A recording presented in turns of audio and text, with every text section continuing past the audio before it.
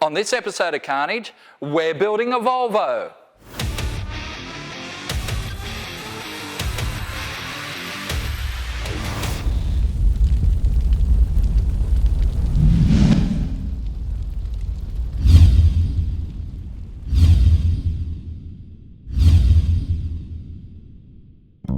I know what you're thinking. What the French toast? Why would we build a Volvo? Well, as a wise man once said, they're boxy, but they're good. So good, in fact, they made almost 3 million of these Volvo 240s over a 19-year production run. They're strong, they're reliable, and they've been raced and rallied all over the planet. In fact, at Bathurst in 1985 and 86, these things qualified 5th. Robbie Francevic even won the Australian Touring Car Championship in 1986 with a Volvo 240. So they've got some street cred, but none of that explains why we have a Volvo. Well, for starters, it was cheap. We got the Volvo in a package deal with the Barina about a year ago, and since then it's been sitting in my driveway getting pissed on by the neighbours' cats. So, rather than have it devaluate my local property values, I thought we'd bring the Volvo down to the workshop for a bit of carnage loving. And check this out, it's got a 1JZ. And not just any 1JZ, twin turbo 1J. 2 turbos.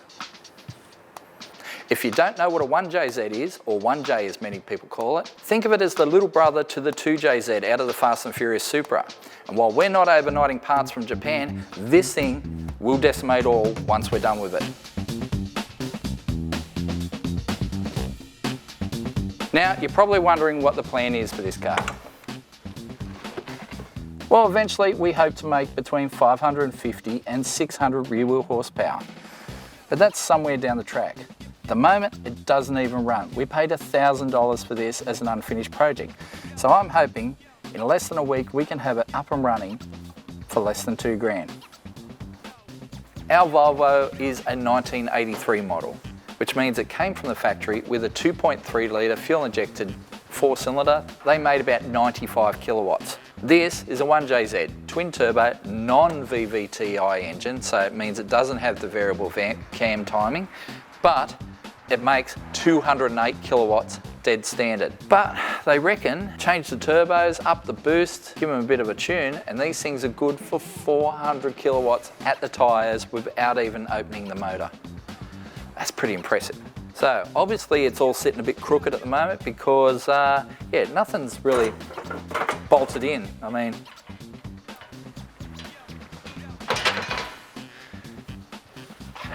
the whole thing's moved as we've been shifting the car around.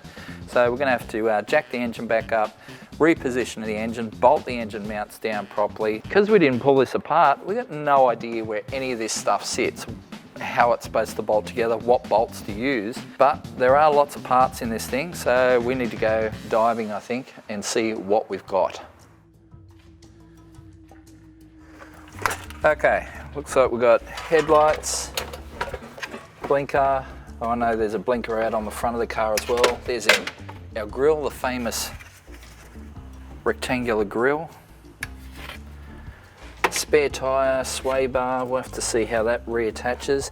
Now it looks like we've got a couple oil pickups here and a couple of different sumps, which obviously suit our 1JZ. That one looks like it's been modified to go around the rack. Oh, okay, we've got a little bit of half of a tail shaft too, so that looks like it might be the tail shaft from the A340, which came out of the Supra. Give it a bit of a clean up and see how that sits in regards to the rest of the car. Woohoo! Found some goodies. I've got some silicone elbows. That's awesome, because they cost money, so that'll save some budget. Deechworks fuel pump. It looks brand new too. Look at that. Hopefully it's something half decent. Let's have a look. What have we got here? 200. Depending on how much amps we feed it, it looks like it'll do 800 horsepower. Not bad. Good size. Also, box full of bits and pieces. So I reckon they're all our bolts missing from the front end. Some stuff here for holding the rack in place, I reckon. Even a couple sockets. Here's the computer from the Toyota, and allegedly it is all wired in. Now obviously it's never been fired up because the car doesn't have a sump on it, but if this actually works when we hit the key, that'll be a win. Some of this stuff scares me though. We live in hope. So I'm going to make a start by just removing a couple things to clear the field a bit.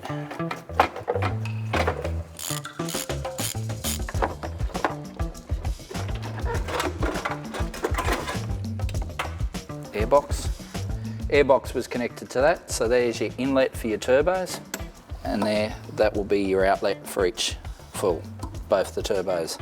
So it's a parallel twin turbo setup.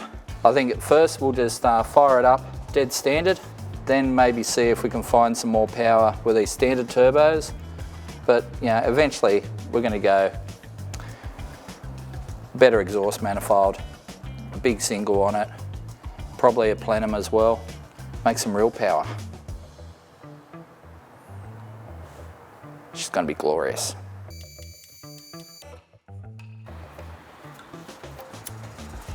373 ratio. It's supposed to be pretty stout too. I haven't heard many people complain about the strength of Volvo diffs, so. Alright, I reckon we get the transmission jack under here and jack some stuff up. Might even cut this exhaust system out of here too. That's quality.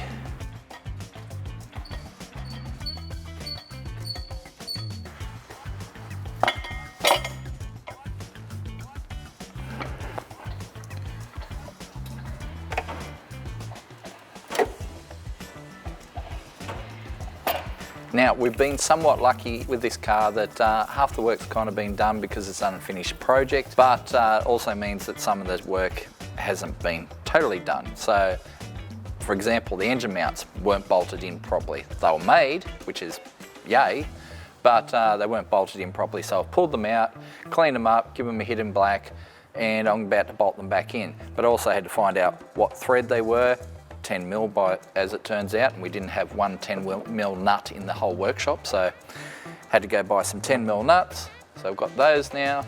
We'll get the mounts in and get the engine situated, so there we can work around it and see what else we need to do.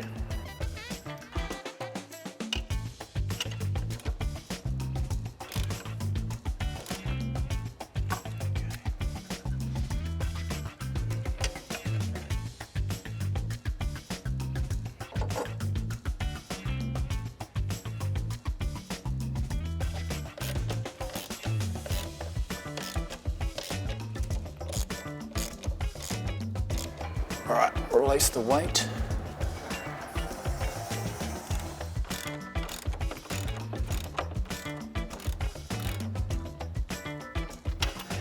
I'm also going to cut away that exhaust system, which I'll do right now. All right, I'm going to cut it right there.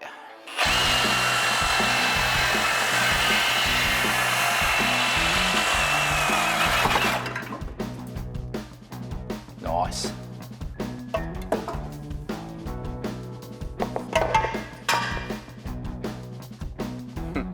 Pretty much just uses big elastic bands.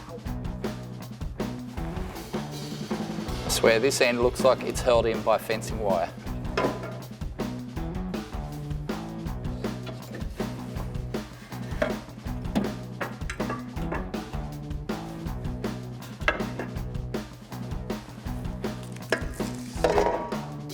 So they've given us 2 oil pickups and 2 oil pans over there.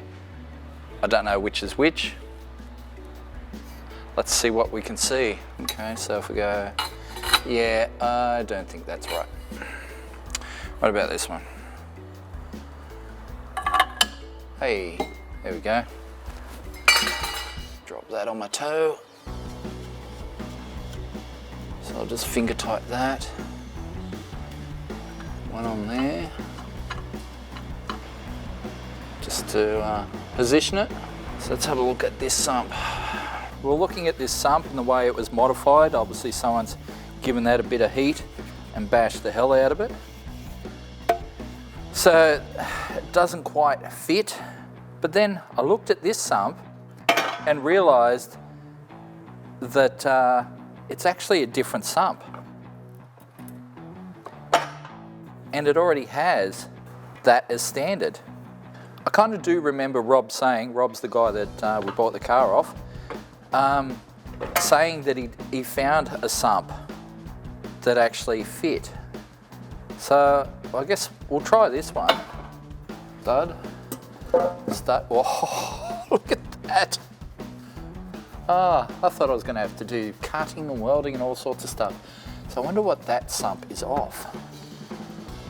Oh, that's amazing. So that'll bolt straight on.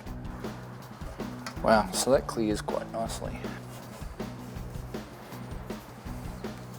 Okay, so we're just sorting out what goes where in the engine bay. That's the radiator. It had a 2.3 litre in it. Only making 95 kilowatts, so I'm not sure that's actually going to be big enough, but looks like it sits there and the little rubber mounts that are on the bottom here.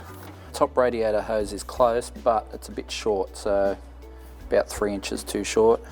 We'll just find another hose that's kind of same shape but longer. Throttle body is going to be interesting. We may have to kink that off to the side a bit because it's pointing straight at this radiator hose.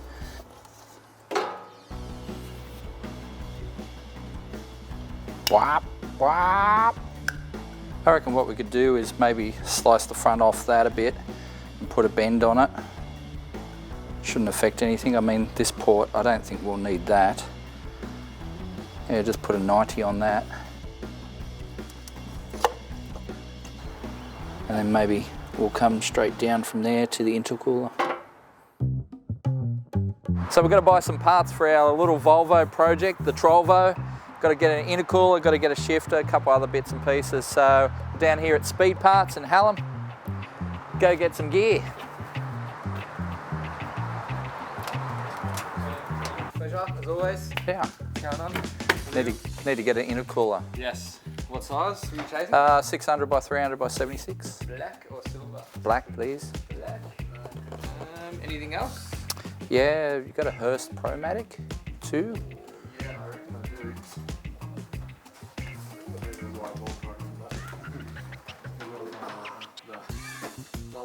There we go. Alright, sweet. I'll shift the cooler.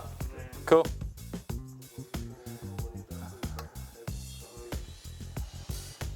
All this nice Turbo Smart gear.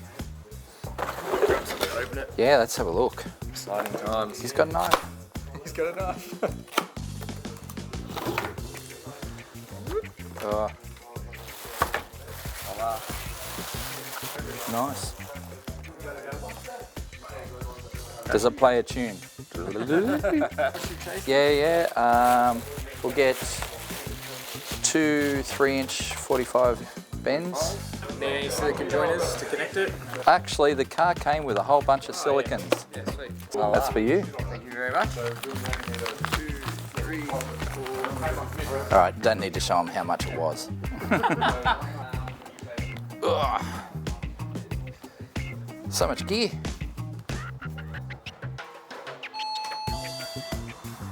Beep, beep, beep.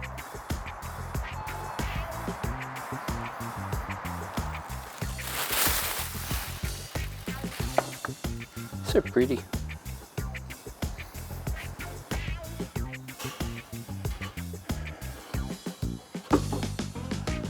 I mean, it fits in there easy, but it's actually sitting quite low. Maybe a little bit lower than I'd like. I mean, you can't see it from the front, but airflow might be an issue. But still, it won't block the radiator, so that's a good thing. So I'm guessing this was the shaft that came out of the Sora that the engine and box came out of. A little bit of rust on it. Nobody likes a rusty shaft. So I've got a bit of wet and dry. That's not too bad.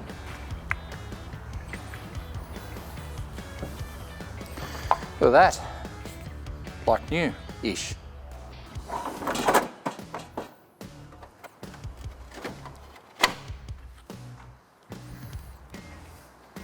The further along we get with this car, the more obvious it is that there is a lot to do. So I've just sat the headlights and grille in there just to cheer myself up. It's not the sexiest thing on wheels, but hey, needs a good wash. But yeah, it is Friday today, well, Friday afternoon now, and we're hoping to have this on the dyno this time next week. Actually, this time next week, I hope that you're watching this. Now I'm worried. We'll see what it looks like on Monday.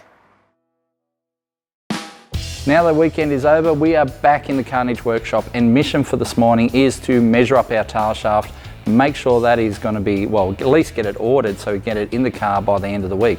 So the job for the whole week really is to get this thing up, running and driving and on the dyno by the end of the week. I think that would be a pretty solid achievement if we can make that happen.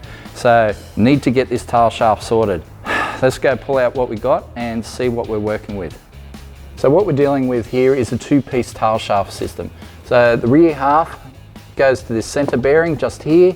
Now I'm going to pull that out and have a look at what the situation is with this center bearing. Now up the front here we have a little stubby tail shaft which Rob, who put the engine and box in this car, gave me. So Rob gave me this, and it slides into the A340, which is the factory 4-speed transmission that comes behind a 1JZ.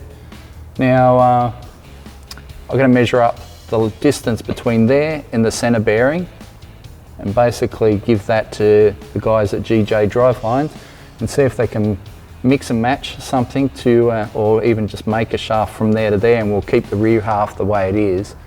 So whichever way we go, we're going to make this happen. So I need to get some measurements.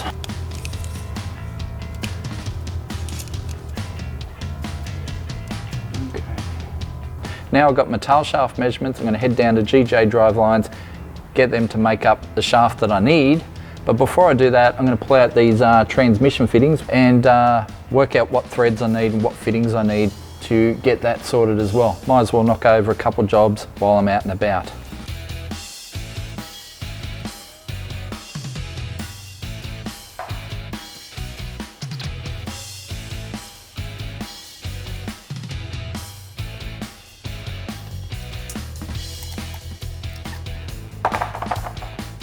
Transmission lines done.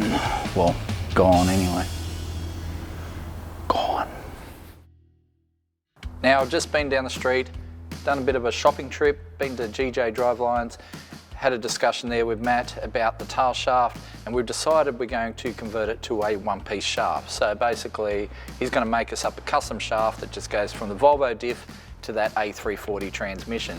So that'll be ready tomorrow. I also bought a whole bunch of little bolts for our sump. So the sump's held on by a million little 6mm bolts. Obviously we didn't get them with the car.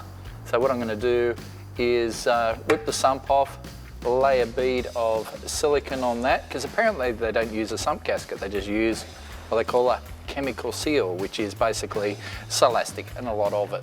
So I'll Silastic that up, get that on, bolt our pickup permanently at the same time, and then we'll probably seal up this hole up here where from the factory they run like an oil level sensor or something like that. But yeah, we don't need that, so we'll block that off. Oops.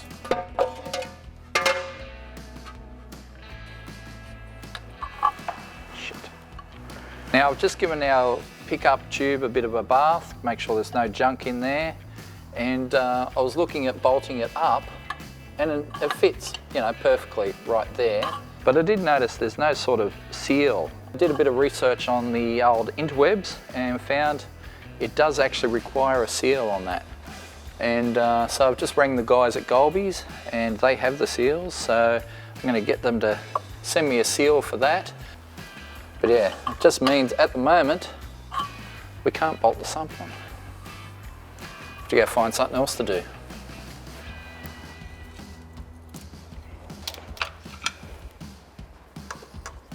Okay, so we've got our oil drain back fitting to go. Basically, because it's a twin turbo, you got two oil drain backs.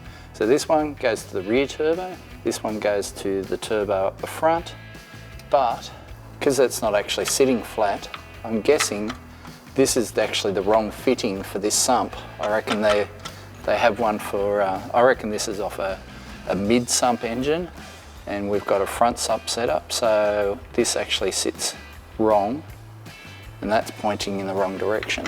So might have to see if we can source one that points in the right direction, or we modify this. Either way, it's something that's got to be done. Thought I'd make up some intercooler mounting brackets. So we've got some our little mild steel bar here, and we've got our portable bandsaw. Nice clean cut. Let's make one the same size.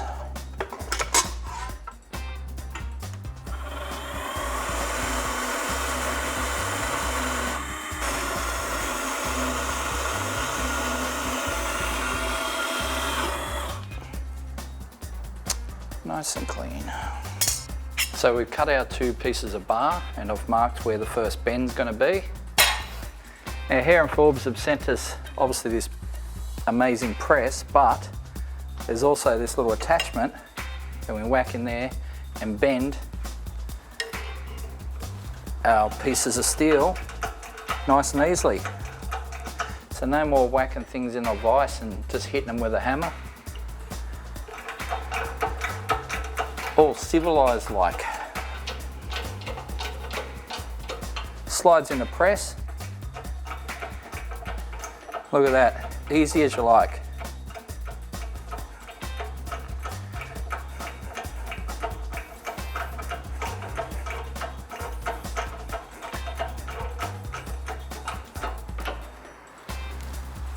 And that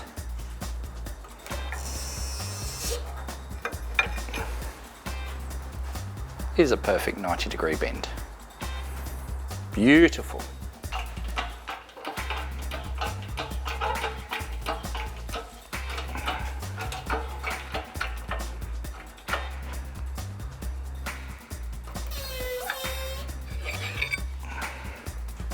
Look at that. It's beautiful. Work of art.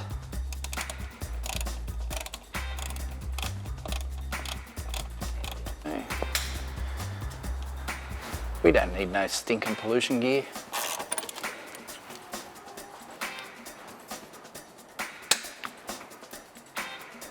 We can go in the bin.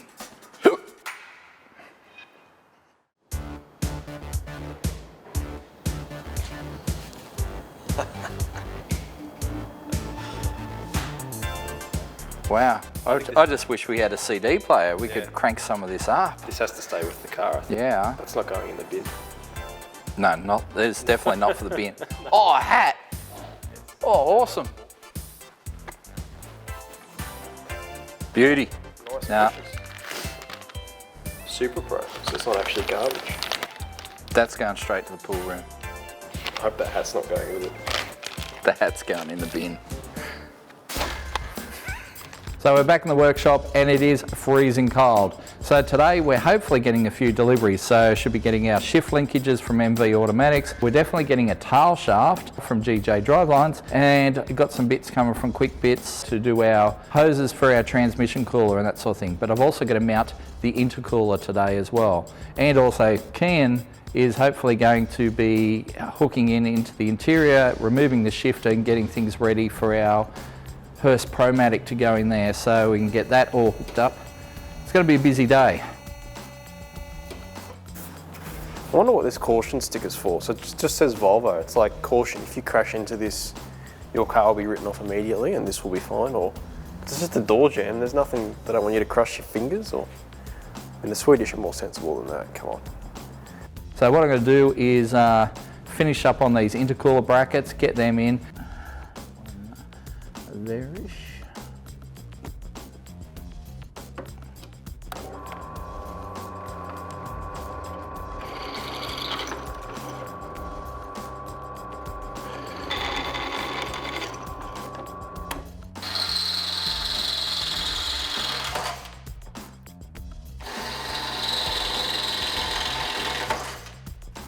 This is a nutsert. You drill a hole, you put that in, and then use your little tool here to then compress it. And what it does is it clamps the sheet metal between that crimp and the top edge. So basically it locks it in place, so then you'll have a threaded hole in a piece of sheet metal. Not quite roadworthy. That'll have to be fixed. Or maybe not.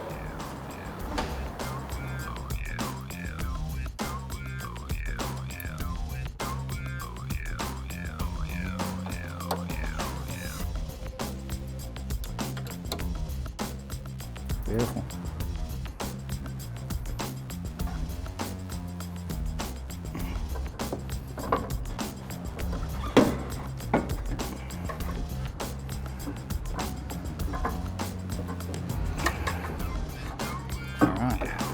Hole through there, hole through there, and then we'll have brackets pulling from the top, and that should locate it in place. Scott Taylor. Hi there, Scott. Ilias here from Quick Bits. Hey mate. That stuff just came in. Awesome. All right, we'll make 2 trips. Well, we'll make 1 trip now because I've got to go pick up some other stuff as well. So beautiful. Okay. Thank you. Not a problem. Bye. Bye. So we're just ducking down to Quick Bits so we can grab our hose cutters and vice jaws so we can make up our little braided line fittings.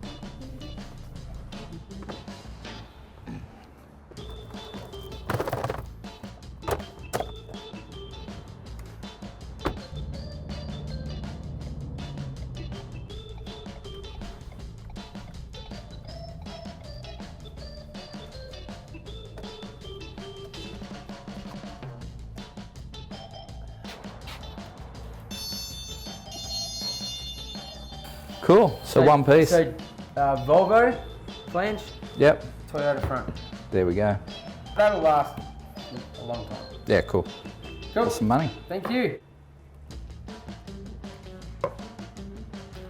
Now I have people commenting about licking the shaft.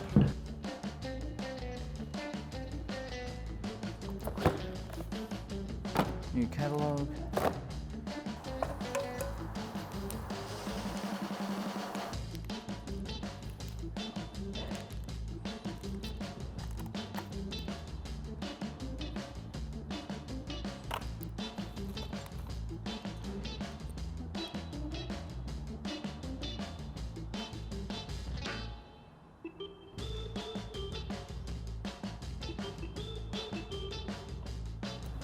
That's cool. At least, yeah. Uncomplicates things. No center bearing, none of that bullshit. Should be good. So, where were we? Intercooler. Let's get that installed. So I've made my lower brackets for my intercooler. It is now supported from the bottom, but it's not really support, it's kind of more held in place. I think the top brackets will do most of the supporting. So what I'll have to do is make 2 brackets that come off our headlight mounts, I guess, and then come down in an L shape and just hold the top of the intercooler up and just hold it in place. I think that will be the way to do it.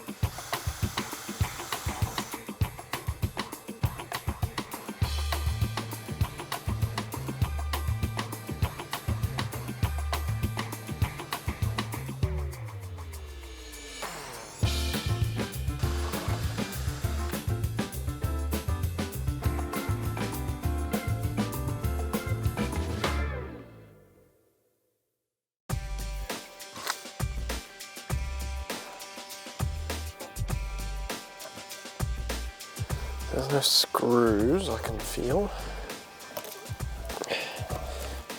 I'm gonna Google it. Start by putting a paper towel over the overdrive button and pull it out with a pair of pliers. Overdrive button and chrome piece will come off at this point. So from what I've read, I'll just pull the overdrive button out with a set of trusty pliers, and then this comes off. Then a few bolts and the shifter should be out. So, overdrive button. That was spectacular. Lucky we don't need any of this anymore. And then it looks like there's just 4 bolts, and then hopefully it just pulls out of the floor. I'll fold that down out of the way.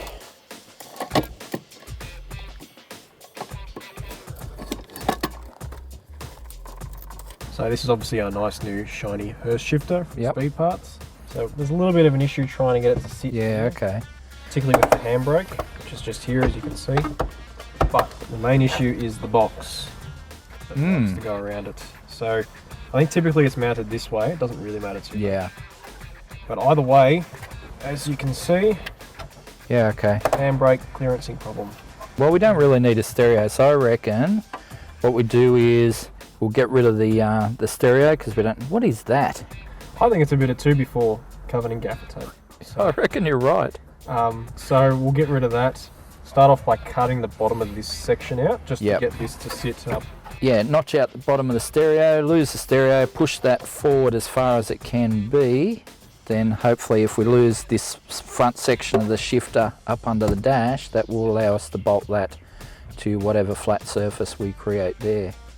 All right, you do that and I will go sort out this intercooler and transmission lines.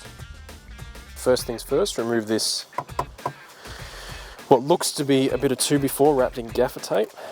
So use my cloth here with a jimmy bar to not mark up the interior. So hopefully this will just pull out now, or drop down, one of the two. I think the next step is to pull this whole face off here, and then see what we're working with. So after some more digging, I've found that this is just basically artificial, sits over the top. And being a Volvo, we've got solid metal holding everything together. So we might have to pull this whole face off and cut it. Oh, that makes life a lot easier.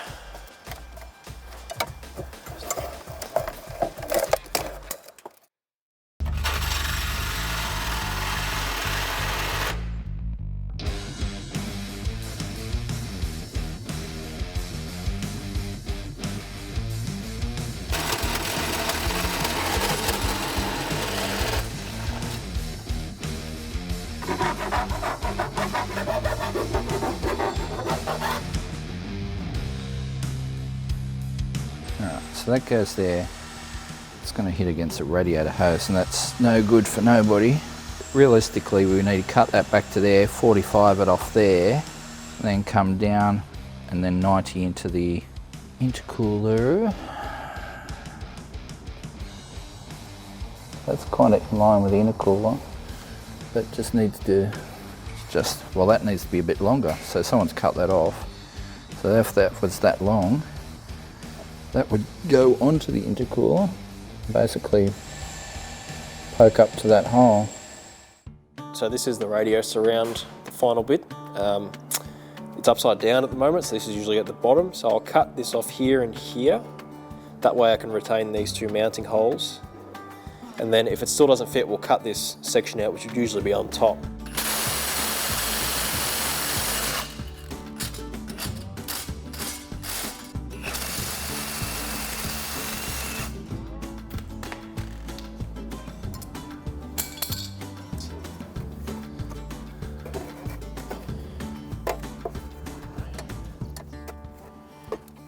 Which doesn't quite want to fit.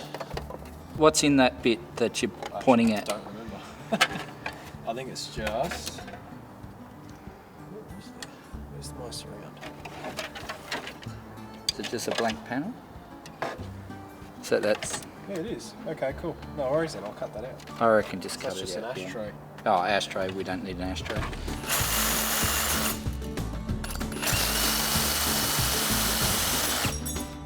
So we're just hacking up this surround to make room for the shifter box.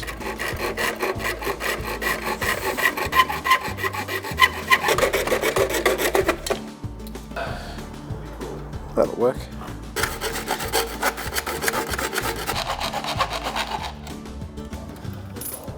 There we go. No more smokers. So I went a bit overboard with my clearancing in the end to try and get space so we could push this as far forward as we want. So I cut out all the insert for the ashtray, and it looks like it will fit, because if I put it in here like this and then put this on top, which is what I was trying to clearance for, it looks like it'll work. The ashtray itself probably wouldn't work anymore, but that's okay. It's 2019, nobody smokes anymore. It has been a very successful day in the Carnage workshop. Kian has the shifter location sorted. We've got our new tail shaft in. We've got our intercooler mounted.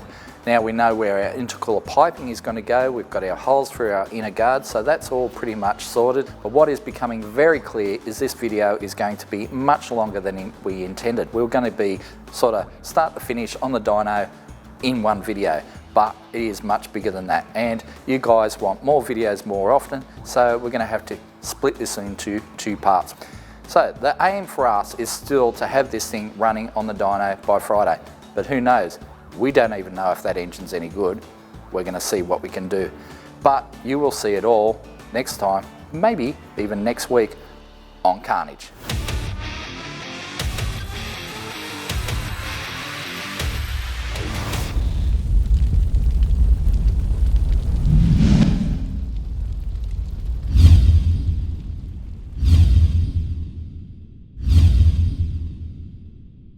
So they've got some street cred, but none of that explains what am I doing with my hands?